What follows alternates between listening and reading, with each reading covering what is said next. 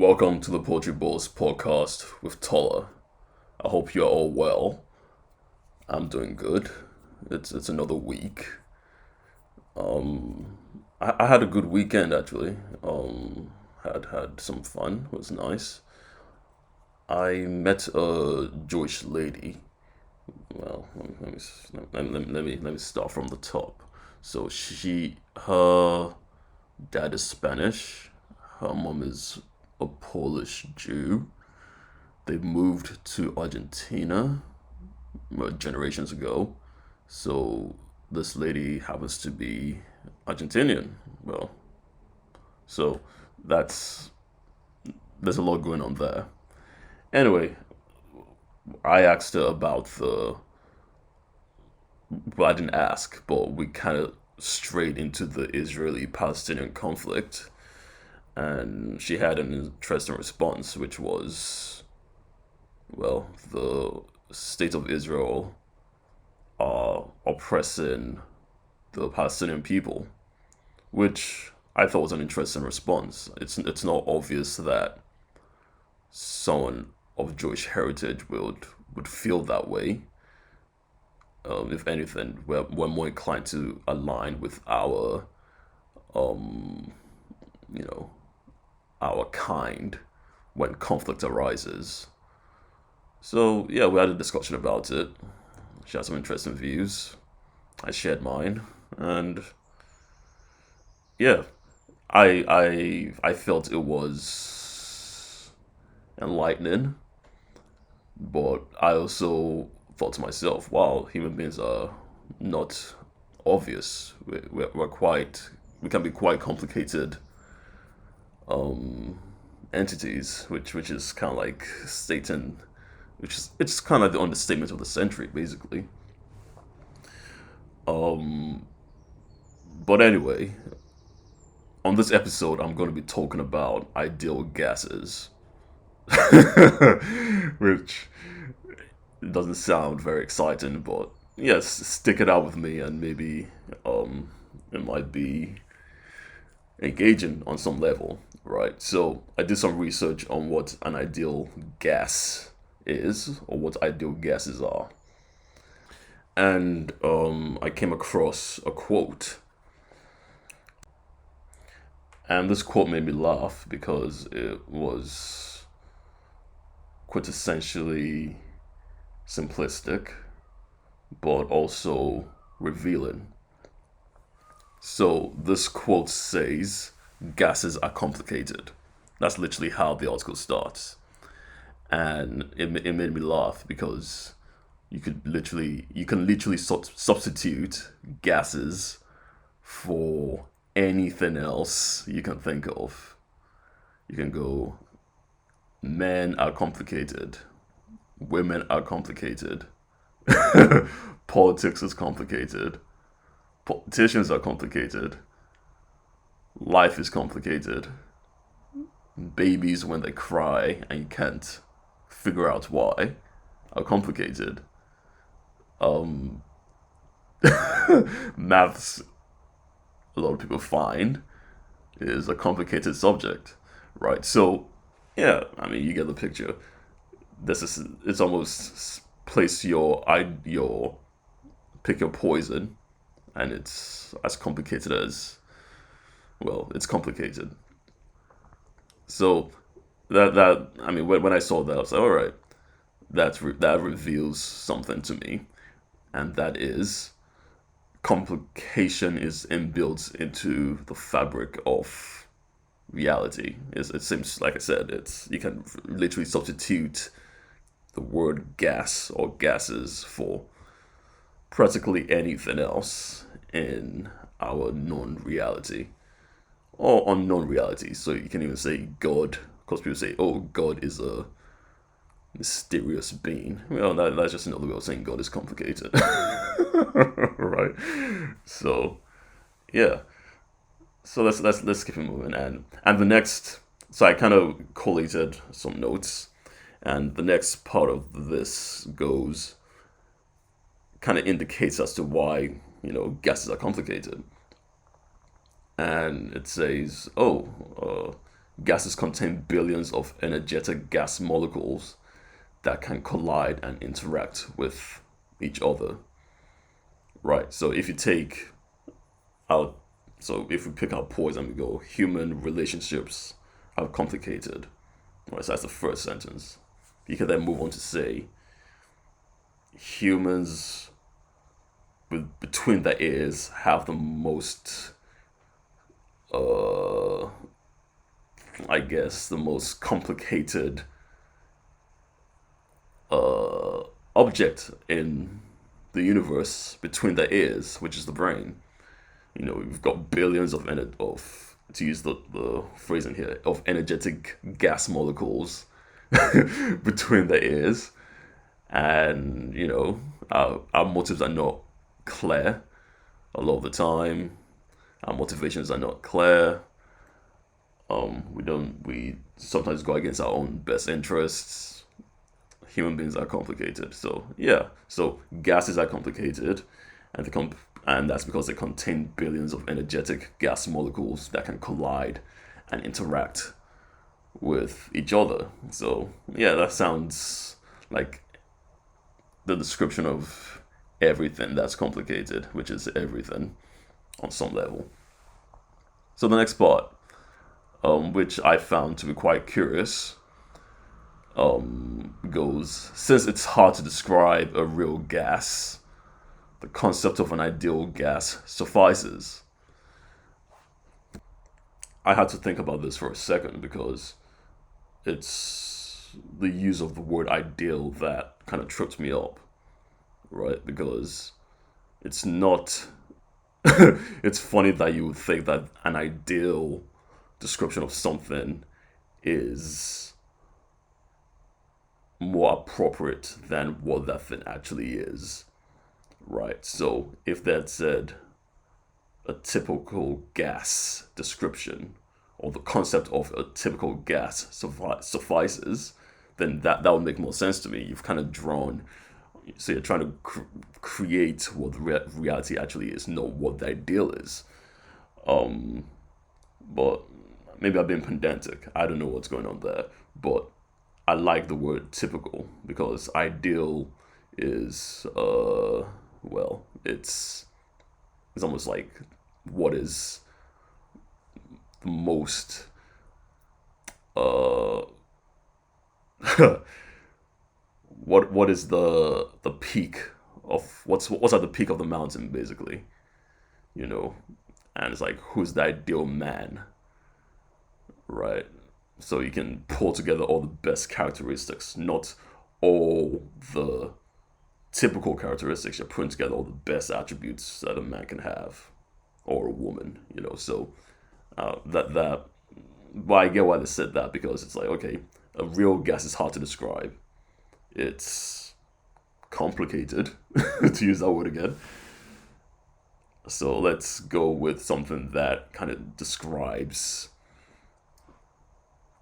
the general attributes, right? So one of the characteristics of an ideal gas is that they do not attract or repel each other, which is interesting. And ideal gases take up no volume, as they have no volume in and of themselves. Then the author goes on to say, if this is too good to be true, you're right, which is special, because now we're talking, basically. Because, yeah, I mean, that's ideal. What does that even mean? When you talk of an ideal situation, it's like, yeah, that would be nice.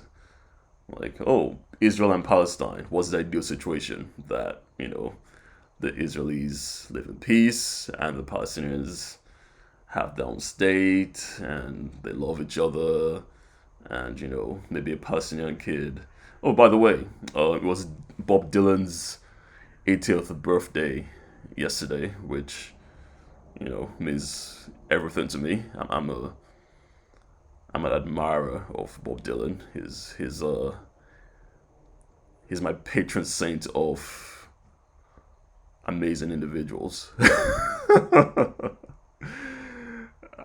one of my favorite things is to discover new Bob Dylan songs, and I discovered one yesterday called "Abandoned Love" that created a playlist of all his great songs, which are innumerable.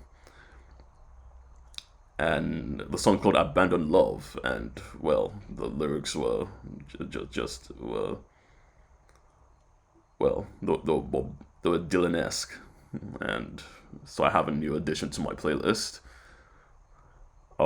Yeah, but I mean, I was listening to the song yesterday, and it got me thinking, like, is there a Palestinian child who listens to Bob Dylan?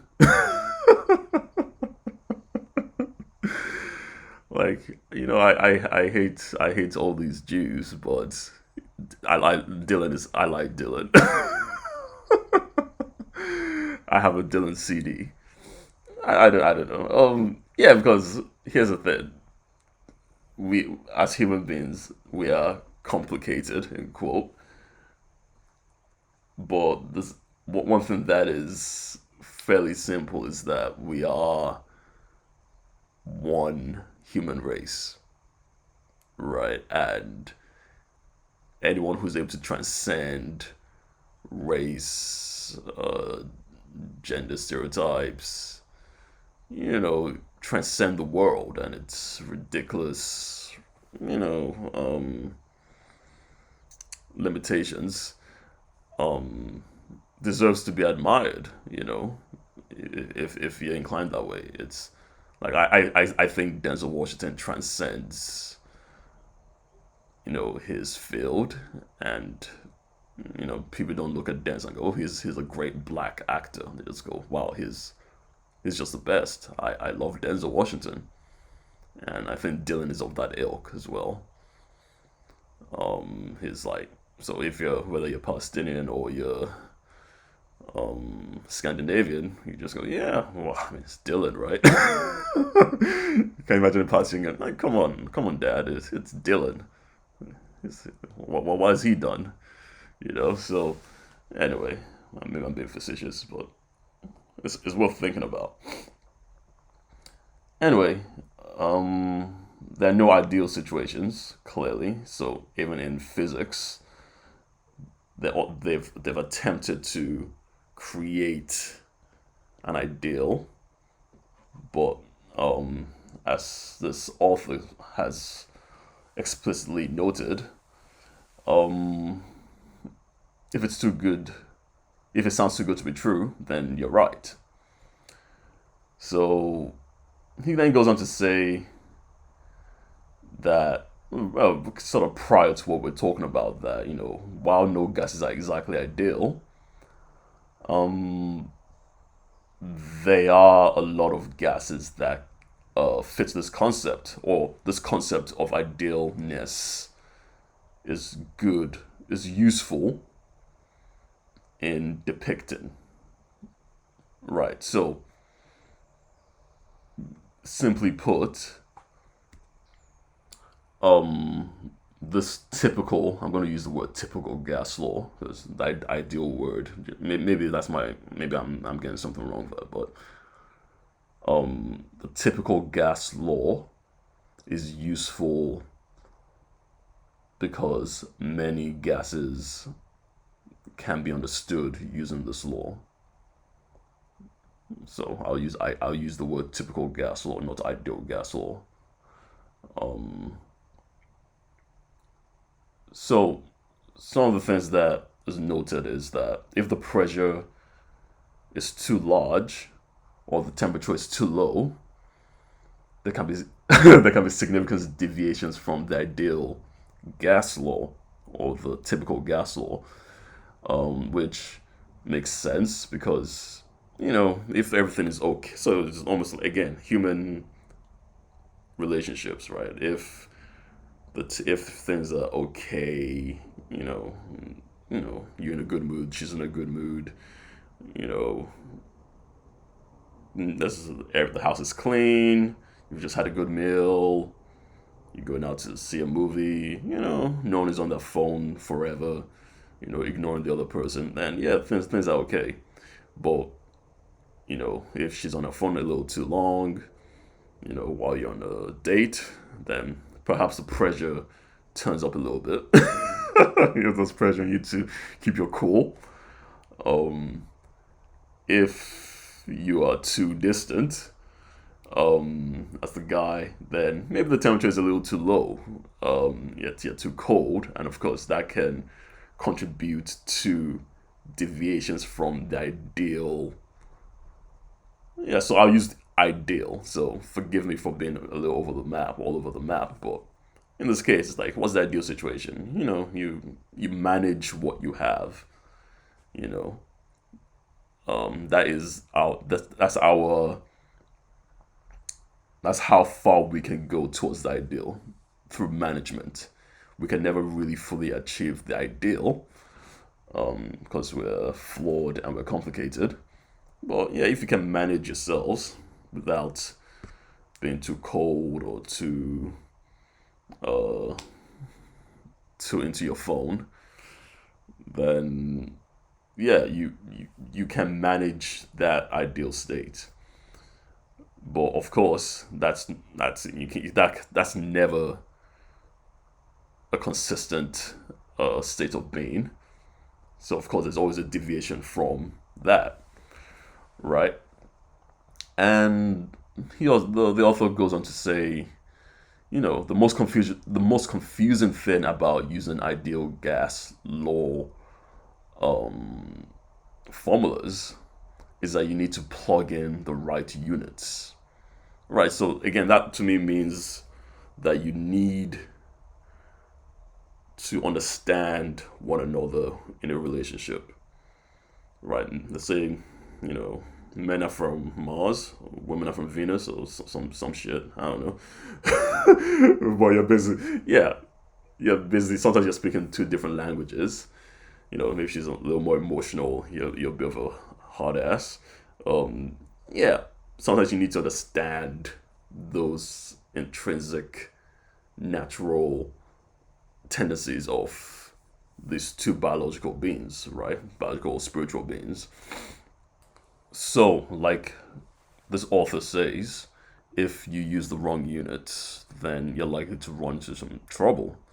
So, for instance, if we use a simple equation, distance equals to speed times time, if you take a speed of 10 kilometers and you plug in 4 hours, then that's 40 kilometers per hour, right? So let's assume you're talking to your lady, right? And rather than her using kilometers and hours, she goes in meters per second, right?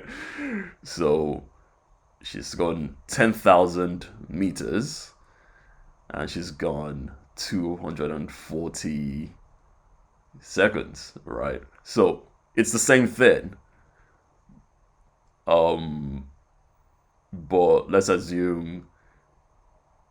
All right, let me try again. So let's say she goes 10,000 uh, meters, and you are speaking in hours rather than seconds.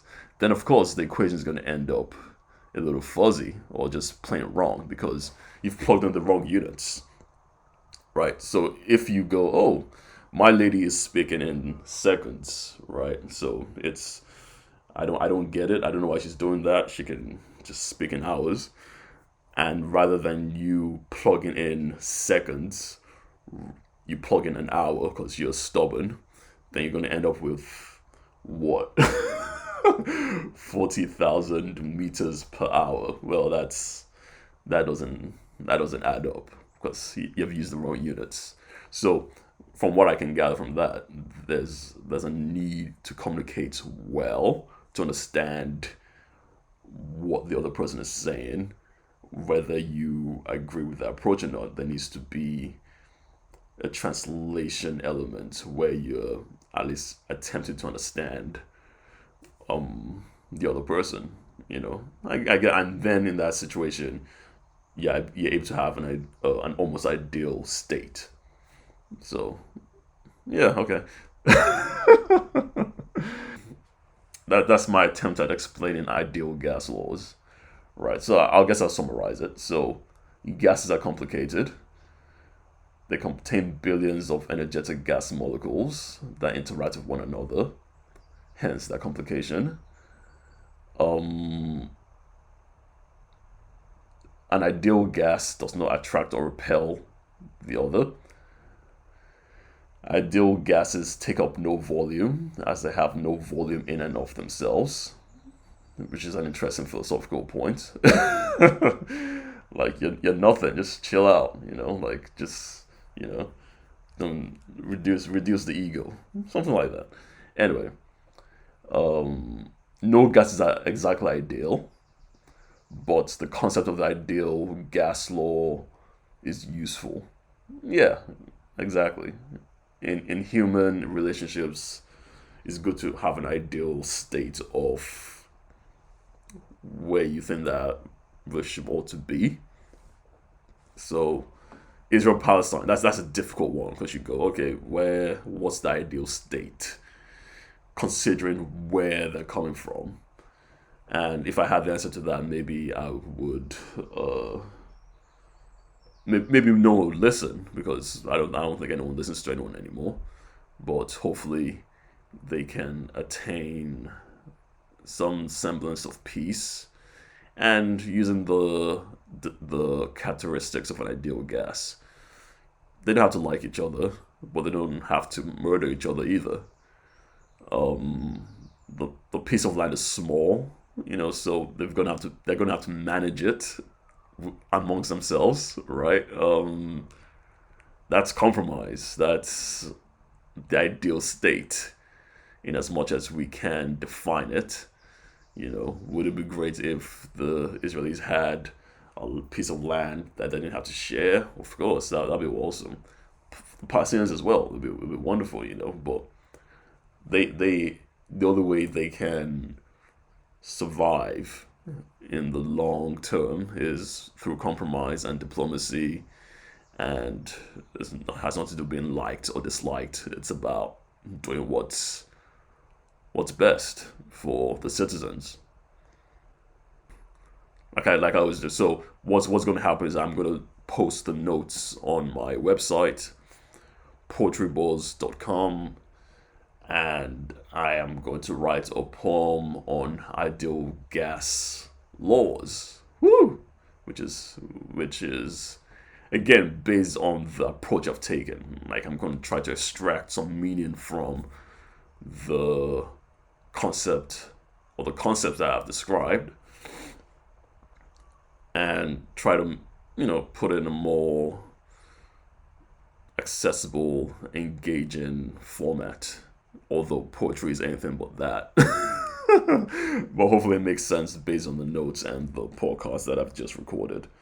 So yeah, by the time this is up, the poem and the notes will be on the website. So you can check out all that stuff there. As soon as you're listening, it's gonna be there.